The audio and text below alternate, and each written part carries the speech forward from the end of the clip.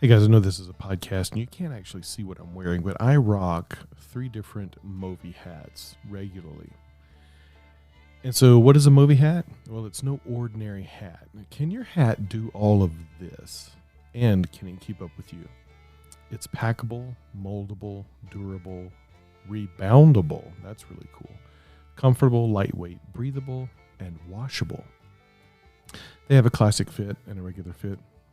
But here, when you wear your movie hat, you're not just wearing another hat. No way. You're making a statement about who you are, the life you live, and what motivates you. Yes, by simply sporting that movie hat each day, you're telling the world your story without saying a word. It's a choice we make every day. Each day requires us to get up and be someone and do something. Moving or loafing, lounging or hustling, staying in and playing it safe, or getting outside and creating our story. Ultimately, what we are and what we do is completely up to us. We need daily triggers that motivate us to get out, get us moving. Hence, Movi, M-O-V-I, the everyday reminder to get us out and move. The reminder that's hanging in our closet, sitting on our dresser, or stashed in our duffel. Movi is the movement brand, connecting us, encouraging us, and driving us to craft a better story together every day. You can shop their collections now, and when you do and you use the promo code Major Chisholm, MAJORCHISHOLM, you get 15% off. Spend $50 or more and you'll get free shipping. Now, on to this episode.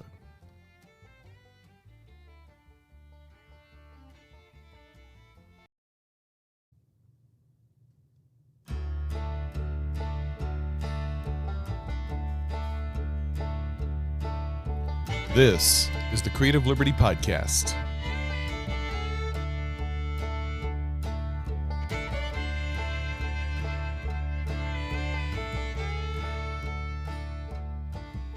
Welcome back to the Creative Liberty Podcast, guys. It's a cool afternoon here in Colorado, and I'm sucking down the remnants of the last bits of coffee. We've had a ton of rain recently, and which is great, saves me money on watering. But yeah, so my last podcast, I talked about the decentralization of our tax dollars.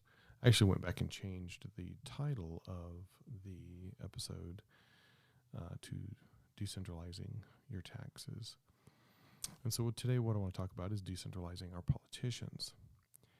And what do I mean by that? I was going to make a video about this, but I don't have time to do a cinematic kind of documentary style video because I have a toddler and a wife, and I'd much rather spend more time with them than trying to come up with some video. But so here it is in a nutshell, in a podcast. It's $1 million idea. It's probably $1 billion idea. $1 billion back in the taxpayers' pockets. So the idea I have behind decentralizing our politicians kind of goes like this. First, we need term limits. So I think that's our inroad. Now, if we can get any politician to vote for that, fantastic. But what we do is, imagine with me, if you will, Washington, D.C. and all the big buildings up there are just museums. Heck, I'm even okay with tearing them down and, planting some trees and stuff. I'm not a tree hugger, but, returning things to green space when you don't need it is fine with me. But imagine, if you will, all those things are museums. They're, we could give tours through them, things like that. But all of your elected officials are living in the cities in which they represent. And if COVID taught us one thing, it's that we can do learning and we can do meetings remotely. I think it's time that our politicians returned to the districts in which they serve and do their business from those districts. And here's what it would look like. Your politician would be given a secretary and a really nice computer in a strip mall somewhere in the district that they represent. and not the good district, okay? Not the downtown, next to the coffee shop. I'm talking like down here where there's not several businesses, so that we can, get that space for a little cheaper. They're not paid any more than the local teacher starting salary. So the starting salary of a teacher, that's what they're paid. What this does is it cuts down on career politicians. And by that, I mean that these politicians could only run for one term. If they wanted to run again, or let's say they're doing a great job and we do like them, they still have to sit out a term and then can run again. So they have to sit out a term. They could do every other term if the constituents wanted them to. What this also allows is for normal people to run for that office and to try their hat at politics. By the people, for the people kind of mentality. And sure, you're going to get some people in there that don't know what they're doing, and that's okay. And you're going to get some people in there that do know what they're doing, but it would educate everyone in the process if your neighbor next door decided to run for governor or mayor or congressperson, and they're living in those districts next door to you. So they get their secretary, they get their computer, and the common folk can make an appointment to stop in and see them. They even take in walk-in appointments from time to time. Whenever they need to do bills and things like that, they're zooming in to everybody else in Congress who are also in their districts. This cuts down on waste, fraud, abuse, cuts down on career politicians, lobbying, things like that. If you're lobbying, you're probably, if someone's going to lobby, they're going to lobby locally. And so it's going to save the taxpayer hundreds of millions, if not billions of dollars to cut out all of the aides. When this person has to sit down and write their own bill and it represent the people that they're representing and they have to live under those laws, then you're going to get to see some really good policy put in place. Or those people won't have a job. They might not even be able to show their face, might have to move out of town if they're going to try to do something, pull something over on the people. But the decentralization of DC, of politics, bringing our politicians home to make them live under the laws that they enact on us, it cuts out all of the nefarious stuff that goes into politics. You don't have these career politicians going into politics, spending their whole life in politics and ended up billionaires, millionaires, which I'm fine if they have a side gig and that's how they're making their money. I'm okay with billionaires and millionaires. Don't get me wrong, but to go into politics that doesn't pay enough, and when you add up their salaries, and you're like, hang on, how does this happen? So when it's the average people representing the average people, you're going to get a lot more done. You're going to see a lot more return on our investments as far as our politicians and the people that we appoint to represent us, right? They serve at our behest. They serve us. We don't serve them. That's never been a part of our framework as America. And so they represent us to, present those laws, things like that, before their peers, Congress and the House and the Senate and everything. And so if they're not acting in our best interest, we can get them out, run them out. Nope, you didn't do a good job. That's it. You're out. You're voted out, and don't ever run again. You can run again, but we're going to vote against you. I'm going to talk to my buddy down the street here, and he's going to run against you, or I'm going to run against you. And so the decentralization of our politicians would be, in my mind, the way I think about things, would be wonderful. Because I could go, if I had a grievance or I wanted to pat them on the back or whatever, I could just walk down the street, walk into their strip mall office and go, hey, I want to see my congressman. Okay, sure, have a seat. And he'll come out and shake my hand, and we'll go back into his office and we'll chit-chat, and I'll say, hey, thanks for doing that thing for the farmers. Or I'll say, hey, you know what, our farmers need this, or, we need better roads or whatever. And by the way, if you don't do this, we'll just check that box on our taxes that that defund this department.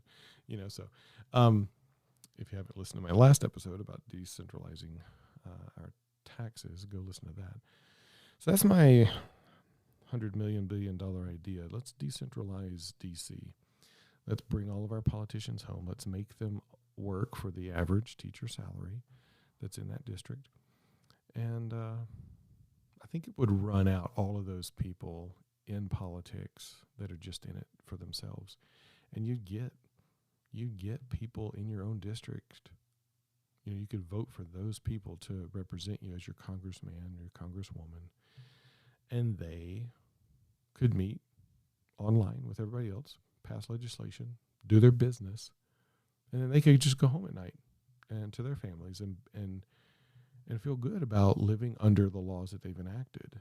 Now, are they going to please everybody? No, because we're a republic, and so everybody's voice counts under a republic, not a democracy. That's the majority rule. So will some people be miffed at the way that they might run things, or even if they are doing the right thing for everyone? Sure. No, you can't please everybody. But I really do believe that everybody's voices would at least be heard. We would get a great return on our investment as far as our tax dollars going to pay these people to represent us, because then it would be true representation. The old,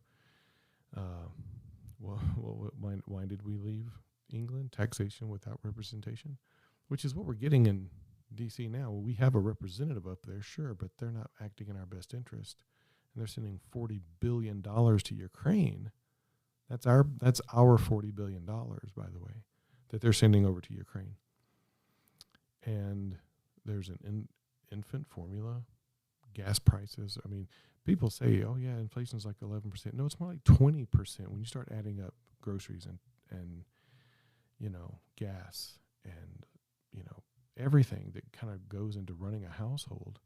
Once that's all added up, it's about 20% inflation right now, people. 20%. That's Biden's America. And I believe that most honest liberals would say, yeah, it was a better economy under Trump. They may not have been on the Trump train or liked Trump at all, but the economy was a lot better. When the economy is better, when you have more of your money in your pocket, and when America has more of its own money in its pocket, it can help other countries. And so if my house is running well and we're debt free and we have a surplus, then we can give more and we can help more people. But when everything tightens up, we're feeding our own families first before we can help others.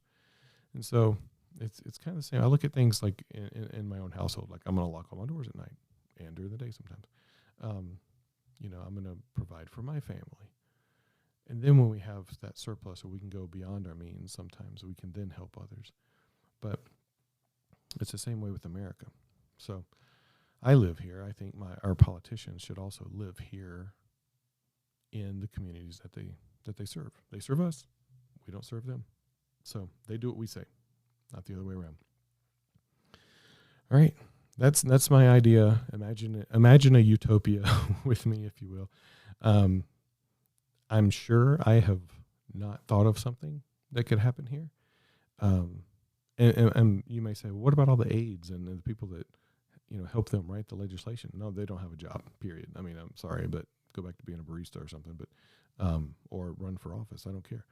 But no, you don't get to do that. You get a secretary, you get yourself, your brain to sit down and write that legislation. And that would cut down on like a bazillion pages of legislation too. Maybe 2 or 3 pages of legislation, just kind of describing what we want to do. And that's it. And then everybody can read it. It's posted online. We can even watch, if you care to watch, all of their meetings. All of their meetings are open sourced, so we can all see them. So anyway, that's my idea. Right at about 13 minutes here. So I'm going to let y'all go because I'm getting ready to go on vacation. And so I'm going to mull this over. But if you have any questions or comments about this, how could this work? How could it not work? What are some ideas? That's what this is for. I'm just putting out these ideas. You guys tell me what you think. And I will see y'all on the next one. Have a good one. It's summertime, guys. Enjoy your families. Enjoy your summer. And I'll talk to you later. Bye.